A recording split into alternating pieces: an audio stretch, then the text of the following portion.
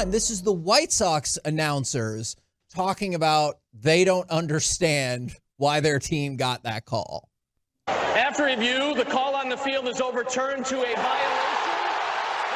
Oh, it's a violation by Jonah Heim for being in the line of the slide by Elvis Andrus.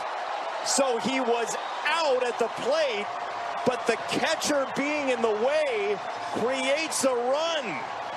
And here comes Bruce Bochy. Now, he's hot, and he gets out there as quickly as he can.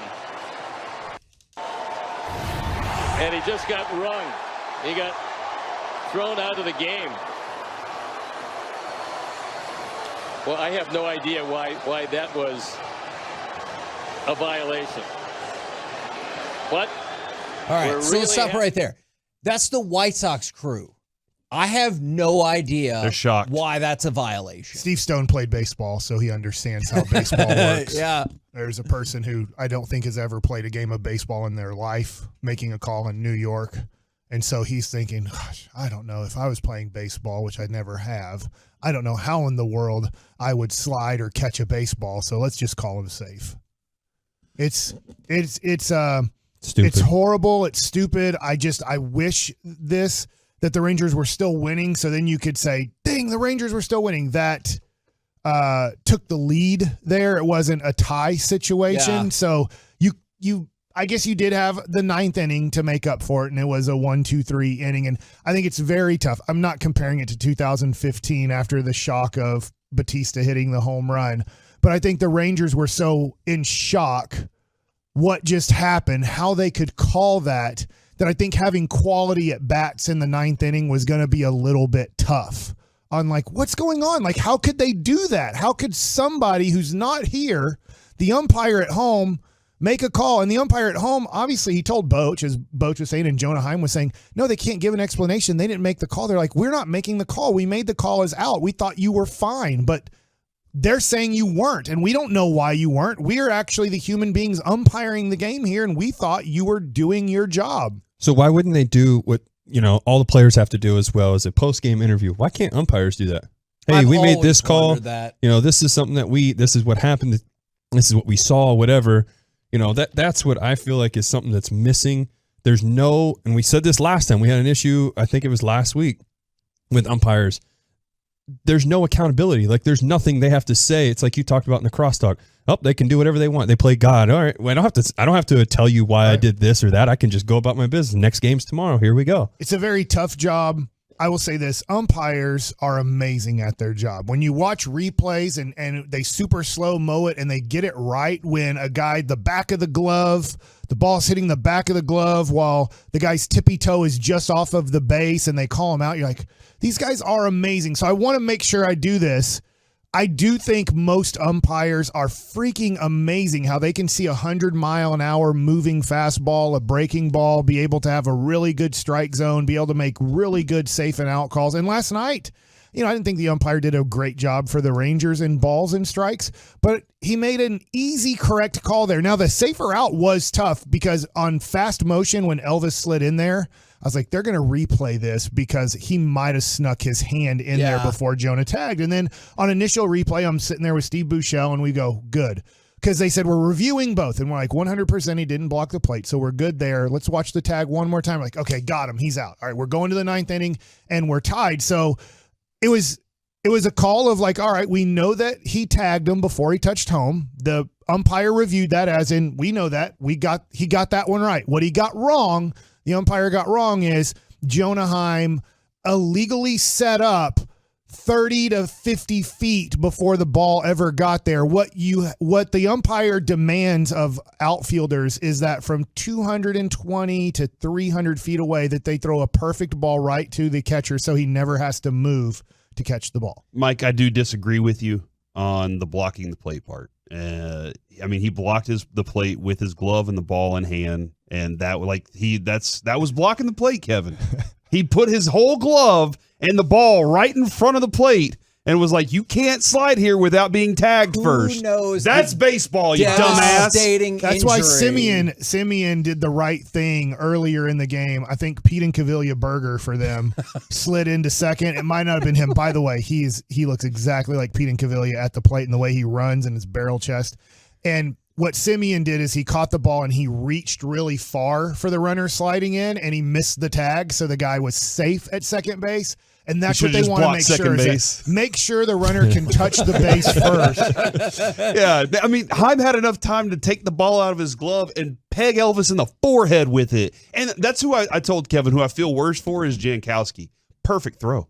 Gorgeous throw. Oh, it was great. I mean, he throws a dart to home and gets a guy out, gets a punch out, and it gets ruined. It wasn't perfect because Jonah had to move 2 feet. He had to move 18 inches from one side of home to the other side. Get it together, Jankowski. Come on. When you see his feet, Derek, he's literally on the first base side of home. He's giving the whole outside part of home. He's not even blocking. He's really giving all of home, but he's giving all the outside. But the throw goes to the other side of home plate. So he shuffles his feet to the other side of home and back, as Jonah Heim explained in his interview at the end of the game. He's like, I even made sure to shuffle back a little bit to make sure. Still plenty of plate left. Yeah.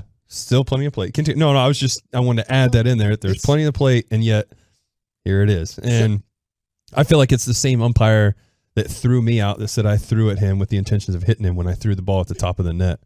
So this led Terrible to, umpires. We heard the White Sox feedback. This is Bochy, who, I mean, we just had on yesterday. He seems like a very personable nice fella. Dude. I like him. Let's go to cut number 7. This is, I guess, his version of anger in front of the media. Those guys, I mean, they're not making a call. I get that. I just want to get clarification on exactly what was called. I couldn't hear, and for that call to be made, I'm dumbfounded. It's absolutely one of the worst calls I've ever seen, and it was done by replay. I just don't get it.